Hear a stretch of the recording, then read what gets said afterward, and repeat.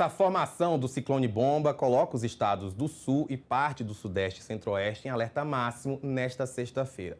Esse sistema, que ganha força no Atlântico Sul, é impulsionado por uma drástica queda de pressão atmosférica e traz uma combinação que é perigosa, que é de tempestade severa, rajadas de vento intensas de até 110 quilômetros por hora e a queda abrupta de temperatura. De acordo com os avisos do Instituto Nacional de Meteorologia, as regiões mais atingidas pelas instabilidades ao longo do dia são Paraná, Santa Catarina e o sul de Mato Grosso do Sul, além de trechos de São Paulo. Nessas áreas há risco elevado de tempestades, acompanhadas de descargas elétricas, queda de granizo e rajadas de vento, que podem variar entre 60 e 110 km por hora. O avanço da frente fria associado ao sistema também acendeu o sinal de alerta para ventanias em áreas costeiras e no leste paulista e fluminense.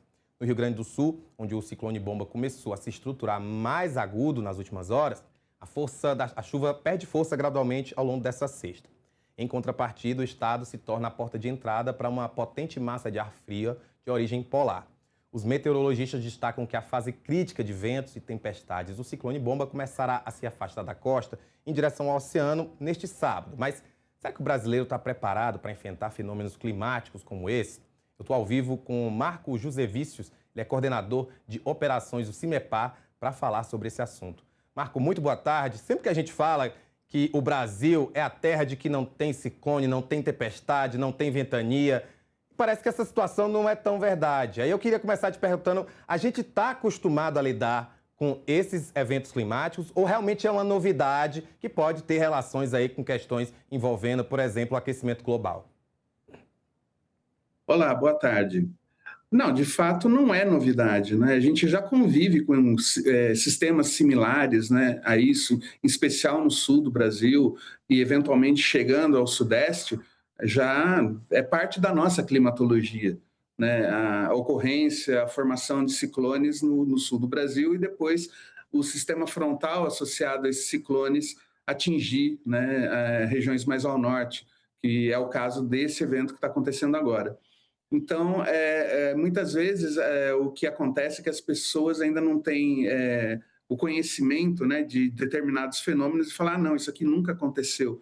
Mas a gente busca na literatura, né, na literatura técnica, e o Rio Grande do Sul, a parte do Uruguai, perto ali do estuário do Rio da Prata, é uma área que a gente chama ciclogeneticamente ativa, então é uma área preferencial para a formação de ciclones. E isso é conhecido da literatura. Então, aos poucos, né, principalmente com o aumento da capacidade da gente disseminar informação, a gente começa a falar mais de ciclones, né, do termo técnico, né, ele começa a se popularizar, ou, né, quando a gente fala em ciclogênese explosiva, isso é traduzido para ciclone bomba.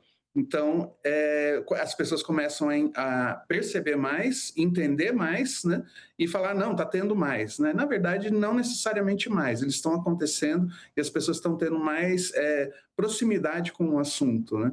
Agora, os impactos, conforme a severidade acontece, né? E alguns eventos ficam marcados por serem apresentarem maior impacto que outros, aí sim a gente começa a diferenciar os eventos e categorizar eles de maneira mais objetiva. Gente, esse ciclone bomba que nós estamos falando, ele tem aí um alerta maior ou ele está dentro do padrão do que é esperado e, de fato, as pessoas devem continuar mantendo essas práticas de segurança que já são alertadas normalmente? Não, enquanto os alertas, né, emitidos pelos órgãos oficiais estiverem vigentes, você deve acompanhar e seguir as orientações, tanto dos órgãos que emitem alertas, em especial a Defesa Civil, que trata mais do impacto, de fato, dos eventos em relação à população em geral. Então, ele vai começar a se deslocar, a se afastar do litoral gaúcho, já está, né, na verdade, se afastando do litoral gaúcho no dia de hoje, né, mas ainda o sistema frontal está atuando, né, praticamente na divisa de São Paulo com o Rio de Janeiro, avançando na direção do Rio. Então, enquanto o sistema estiver atuando na região, a gente fica de olho para ficar acompanhando a evolução do sistema e os seus impactos. Né? E Marco, quais seriam então essas medidas de segurança para a população em geral em eventos climáticos como esse? A gente obviamente tem os alertas da Defesa Civil, eu acabei de falar sobre o fato de que a Defesa Civil pediu para que moradores do Rio, se puderem, voltar para casa mais cedo, mas além desses alertas e de, obviamente, seguir o que está sendo dito pela Defesa Civil, o que mais a gente pode fazer para se manter seguro em momentos como esse? Bom, basicamente, se manter seguro é ficar não exposto aos principais eventos que possam ocorrer na sua região. Então, se tem alerta de tempestades associada a ventos ou chuva forte, evitar ficar exposto, não se colocar em risco, na verdade, em situações assim. Evitar deslocamentos desnecessários, o conhecimento das áreas que possivelmente possam ser alagadas em função de chuva forte, evitar a presença nesses locais. Então, o principal motivador dos alertas é fazer com que as pessoas não necessariamente fiquem em pânico, mas que tentem tomar as ações ou evitar ações que façam as pessoas se colocarem em risco. Então, basicamente isso o norte de um alerta, né?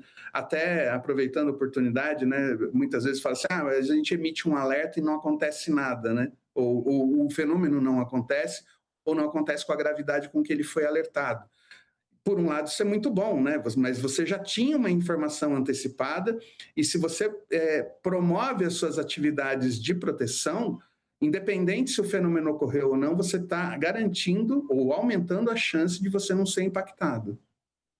Eu acho que você quis dizer o seguinte: quem está na chuva é para se molhar. Se você está protegido, você não vai ser molhado. Se você estiver se protegendo, não vai correr riscos em relação a esses fenômenos. E só para a gente finalizar, além dessas questões de segurança, eu me pergunto em relação à educação. A educação do brasileiro em relação à meteorologia. Você acredita que a gente pode trazer mais conhecimento? Como você deixou bem claro aí essa necessidade, mas para fazer com que as pessoas entendam realmente a gravidade do que está acontecendo? Sim, isso é bastante importante, né? Isso é um conhecimento de base que a gente tem que trabalhar desde criança, né? Eu tenho um exemplo aqui em Curitiba, eu moro aqui em Curitiba há muitos anos, mas não sou natural daqui, mas a gente percebe aqui, num paralelo, como é que foi a questão da reciclagem de lixo, como ela foi trabalhada durante várias décadas. Então, crianças que foram ensinadas lá 20, 30, 40 anos atrás, da necessidade de se fazer reciclagem e de por que você faz isso, hoje é natural de quem mora aqui fazer isso. Então, você não precisa obrigar ou sancionar as pessoas para fazer separação de lixo, porque foi trabalhado tanto no modo, né, de se fazer, permitir com que as pessoas façam a reciclagem, e da mesma forma isso foi trabalhado na educação, desde as crianças, que hoje são adultos. Então, na meteorologia, o paralelo é o mesmo. Então, você trabalhar essas informações, né, com as crianças hoje, e a motivação do alerta, qual é a função de um alerta, o que se fazer com o alerta, esse é o nosso próximo passo na resiliência, né, da sociedade em relação a eventos severos. Porque hoje a capacidade de se fazer monitoramento, de previsão desses fenômenos, aumentou bastante nos últimos anos, com investimento, com preparação de pessoal, a própria Defesa Civil se capacitando mais em relação a esses fenômenos, e agora a gente chegou numa situação onde a gente consegue emitir alertas de maneira bastante efetiva, a gente consegue monitorar esses fenômenos, agora falta a última milha que a gente fala, né, que é o entendimento da população do porquê ela recebe essas informações e o que ela deve fazer com elas, né?